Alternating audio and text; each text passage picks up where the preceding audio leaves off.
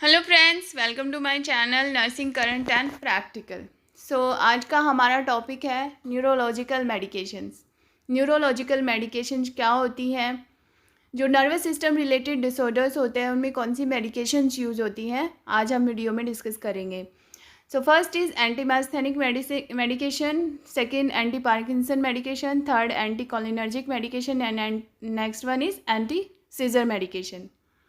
So first medication is anti-myasthenic medication, and please, it's a request, like and subscribe the channel also.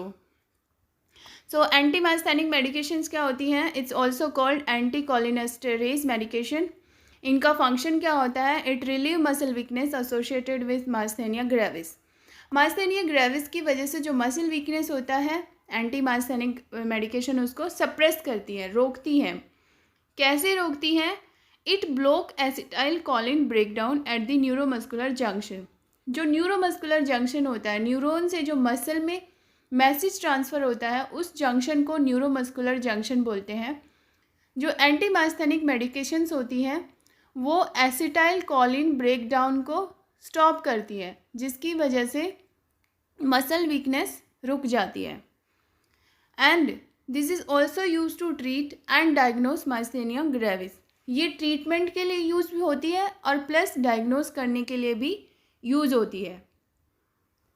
Next one is anti Parkinson medication. Anti Parkinson हमने पढ़ा था. Parkinson is a disorder, it's related to deficiency of dopamine neurotransmitter. So anti Parkinson medication क्या करती हैं?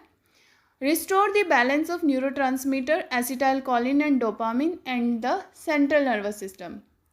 Anti Parkinson acetylcholine and dopamine दोनों neurotransmitter के balance को restore करती है, जिसकी वजह से decrease the sign and symptom of Parkinson disease. Parkinson disease के साइन एंड सिम्टम्स डिक्रीज़ हो जाते हैं. बिल्कुल क्योर तो नहीं करती हैं, बट हाँ, उनका जो डेली लाइफ होता है वो नॉर्मल हो जाता है, साइन एंड सिम्टम्स डिक्रीज़ हो जाते हैं. सो एंटी पार्किंसन मेडिकेशन क्या करती है? एसिटाइल कॉलिन और डोपामिन न्यूरोट्रांसमीटर को के बैलेंस को रिस्टोर करती हैं, जिसकी वजह से पार्किंसन साइन के जो साइन सिम्टम्स हैं वो रुक जाते हैं, कम हो जाते हैं. Next is anti cholinergic medication. कई बार हम सुनते हैं, वार्ड में सुनते हैं, मतलब ऐसे सुनते रहते हैं एंटी कोलिनर्जिक मेडिकेशंस. वो क्या होती है?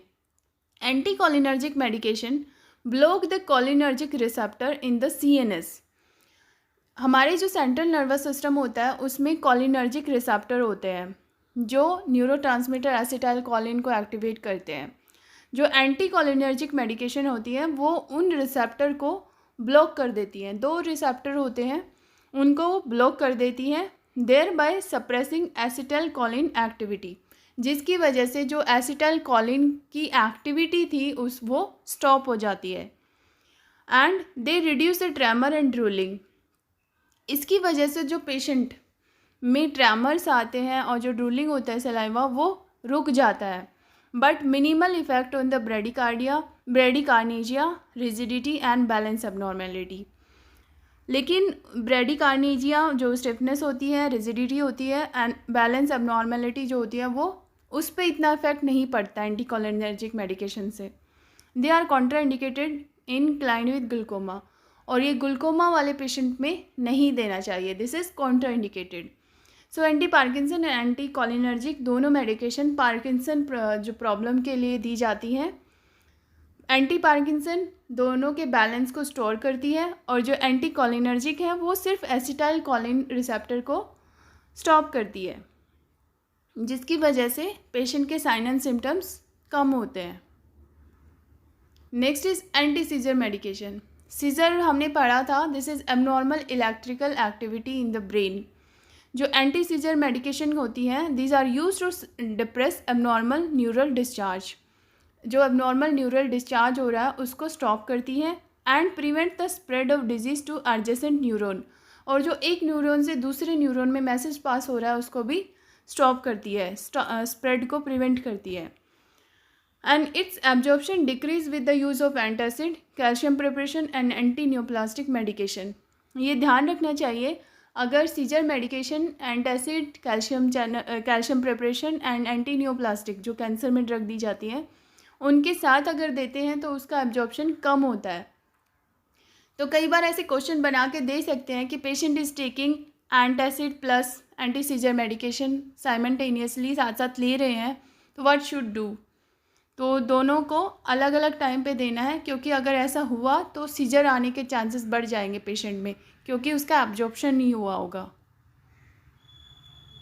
Next one is central nervous system stimulant.